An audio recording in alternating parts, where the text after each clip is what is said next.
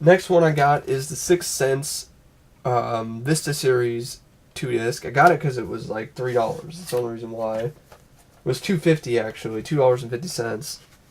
It's one of these like elaborate pain in the ass fold out 2 discs where you're just like, Jesus Christ, this is just a bit much, isn't it, for the Sixth Sense? You think it's like the Alien Quadrilogy or some shit. It comes with this little booklet that's also a bit much here. I mean, it's like folds out like this, but then like the pages also goes like this for some reason. I don't know why. It's the Sixth Sense. And then it comes with actually some kind of interesting sort of... It comes with a storyboard sequence, which is interesting. That's really interesting to have in your DVD set. And it's just this. It's really not much of anything. It's just a storyboard sequence from the movie. Now, I remember I saw this movie in English class of all things. Yep. English class in high school in my senior year. We watched this movie. I don't know what it has to do with English, but okay.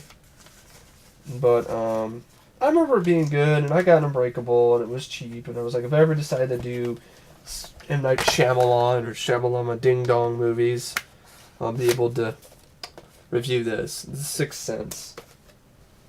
His directorial debut.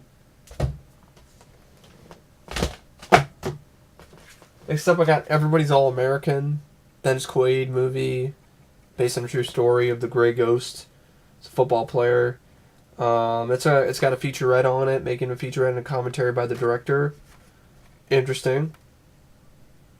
Warner Brothers, you can find a featurette from back in the day for Inner Space. You can find a featurette from back in the day for Everybody's All American, which didn't do anything in the box office, but Inner Space, it did something, not a lot, but it did more than this. But anyway, that's my... Taylor Hackford directed this. And I think it's the same guy who directed The Bedroom Window, a thriller with Steve Guttenberg. But that's Everybody's All American. Jessica Lange's also in it, and Timothy Hutton. Exit Wounds with Steven Seagal and DMX. Yeah, this has more features than Above the Law and all of his earlier movies for some stupid reason, even Under Siege. But that's Exit Wounds.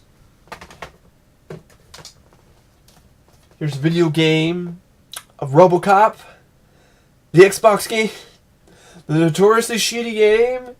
I got it for $6 because, you know, I'll do a playthrough on it someday. I mean, that is shit. It even looks like shit.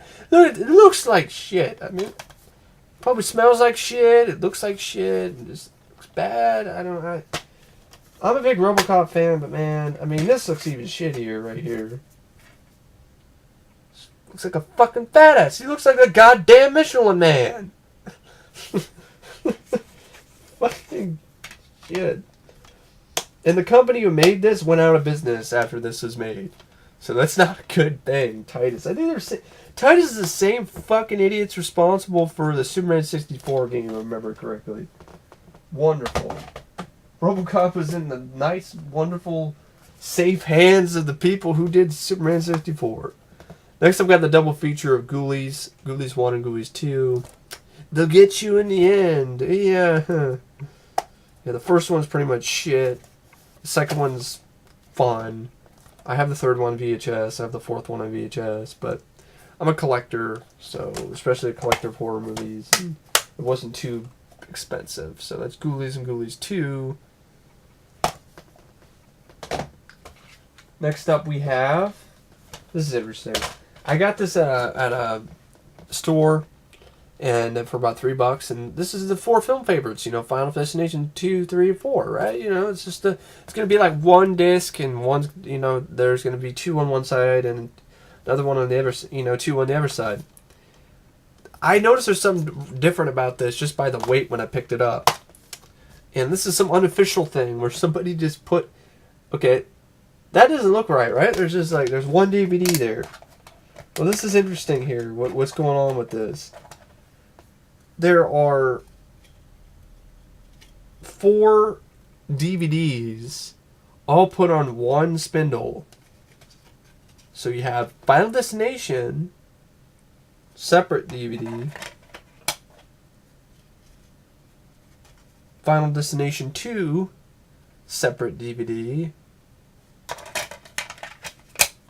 Final Destination 3, separate DVD. And the Final Destination, separate DVD. I don't know, was it actually sold like this? I mean, because it's interesting because they do all fit on this one spindle. So it's a possibility that they were originally sold like this because the spindle was big enough to fit them all. Because there are certain spindles that I don't even think... I would not be able to fit 4 discs on one spindle. Some of the spindles that are out there. It's even a special looking spindle.